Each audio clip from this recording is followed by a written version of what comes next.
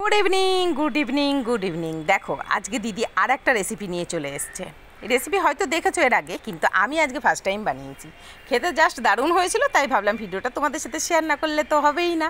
আর আমি তো তোমাদের সাথে সব কিছু শেয়ার করি। ভিডিওটি সম্পূর্ণ দেখো, মাত্র 3 মিনিটের ভিডিও। তোমরা তো জানো প্রতিদিন ফেসবুকে 3 মিনিটের ভিডিও দিতেই হবে, তাই জন্য আমি ভাবলাম যে আজকে চটপট এইটা বানিয়ে নিই আর এই রেসিপিটাই তোমাদেরকে আজকে দেখাই। দেখো প্রথমে দেখো কয়েকটা ভোলা মাছ ভালো করে কেটে ধুয়ে নিয়েছি, নিয়ে এবার একটু জাস্ট কড়াইতে তেল দিয়ে দিয়েছি। দিয়ে এই যে এই কালোগুলো আমি জানি না, ভোলা মাছের মতনই বেশি কাটা নেই, এইগুলোর নাম আমি জানি না। আর এই 3 পিস হচ্ছে ভোলা মাছ নিয়ে নিয়েছি, একটুখানি জল দিয়ে সেদ্ধ করে নিয়েছি। মাছগুলো ঠান্ডা করে নেবো, নিয়ে এই যে তারপরে কাটাগুলো ছাড়িয়ে নেবো। যেহেতু তোমরা জানো ভোলা মাছে বেশি কাটা নেই, তাই জন্য আমি ভোলা মাছ দিয়ে করার চেষ্টা করলাম। যেহেতু এটা হাত দিয়ে ভালো করে চটকাতে হবে, এর মধ্যে একটু ধনের গুঁড়ো, জিরের গুঁড়ো, গোলমরিচের গুঁড়ো, নুন আর একটুখানি আজিনামোটো দিয়ে দিয়েছি। দিয়ে ভালো করে এই যে একটুখানি মাখিয়ে নেব, নিয়ে হাতে তেল মাখিয়ে গোল গোল করে নেব। তোমরা যেরকম খুশি শেপ করে নিতে পারো। এটা হচ্ছে আমি নাম দিতে চাই যে ফিশ মাঞ্চুরিয়ান। তোমরা কে কোথা থেকে ভিডিওটি দেখেছো অবশ্যই জানিও, আর তোমাদের ভালো লাগলে অবশ্যই একটা লাইক আর কমেন্ট করতে ভুলো না। আর এরকম সুন্দর সুন্দর মিনি রেসিপি দেখতে হলে আমার চ্যানেলটিকে অবশ্যই সাবস্ক্রাইব করতে হবে, আর আমার ফেসবুক পেজটিকে অবশ্যই ফলো করতে হবে। তোমরা সবাই এইভাবেই আমার পাশে থেকো, আমিও যেন তোমাদের পাশে থাকতে পারি। এবার দেখো তোমাদের সাথে কথা বলতে বলতে আমার সব ফিশ মাঞ্চুরিয়ানগুলো গোল গোল করা হয়ে গেছে। এবার আমি তেলের মধ্যে ছেড়ে দিলাম, সাদা তেলের মধ্যে দিয়ে এবার ভালো করে একটু টস করে ভেজে নিতে হবে।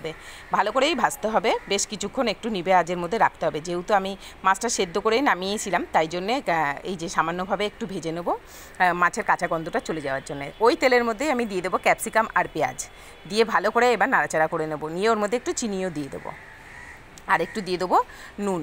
দিয়ে ভালো করে নাড়াচাড়া। চিনিটা কেন দেবো আর নুনটা কেন দেবো, ভালো করে দেখবে চিনি আর নুন দিলে যে ক্যাপসিকাম আর পেঁয়াজ ওটা বেশ নরম হয়ে আসবে, আর ভাজাটা খুব তাড়াতাড়ি হয়ে যাবে। এবার ওর মধ্যে আমি একটু ভিনিগার দিয়ে দিলাম আর একটু সোয়া সস দিয়ে দিলাম, দিয়ে আবারও ভালো করে নাড়াচাড়া করে নেবো।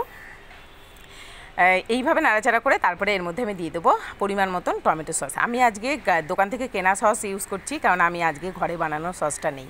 আমি মাঝে মাঝে টমেটো দিয়ে সস বানিয়ে সেই সসই দেওয়ার চেষ্টা করি। এবার এর মধ্যে একটু আজিনামোটো দিয়ে দিয়েছি, দিয়ে ভালো করে নাড়াচাড়া করে নেবো। নিয়ে এবার একটু পরিমাণ মতন জল দিয়ে দেবো, যেহেতু ক্যাপসিকামগুলো আর এই বলগুলো সেদ্ধ হবে বলে। মাছের বলগুলো ভাজার পরে একটু শক্ত হয়ে গেছে, তাই জন্য একটুখানি সেদ্ধ করে নিতে হবে ভালো করে। তা 10 মিনিট মতন ভালো করে এই যে সেদ্ধ করে নামিয়ে নিলাম। নামিয়ে নিলাম। এবার এর মধ্যে আমি কড়াইতে তোমরা চাইলে একটু তেল দিতে পারো, কিন্তু আমি তেল দেবো না, এটা এমনিই ভালো লাগবে।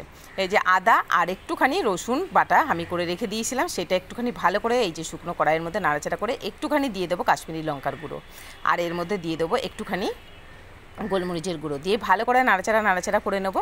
নিয়ে 5 মিনিট নাড়াচাড়া করে এবার যে গ্রেভিটা আমি তুলে রেখেছি গাবলার মধ্যে, সেই গ্রেভিটা এবার আমি এর মধ্যে ঢেলে দেবো। দিয়ে ভালো করে আবারও 5 মিনিট ভালো করে নাড়াচাড়া করে তারপরে নামিয়ে রুটির সাথে বা যে কোনো রাইসের সাথে যদি সার্ভ করা যায়, তো কত ইয়াম্মি টেস্টি। দেখো দেখতে কত সুন্দর কালার এসছে। তোমাদের কেমন লাগলো অবশ্যই জানাতে ভুলো না। টাটা, আবারও কোনো নেক্সট ভিডিও নিয়ে দেখা হবে।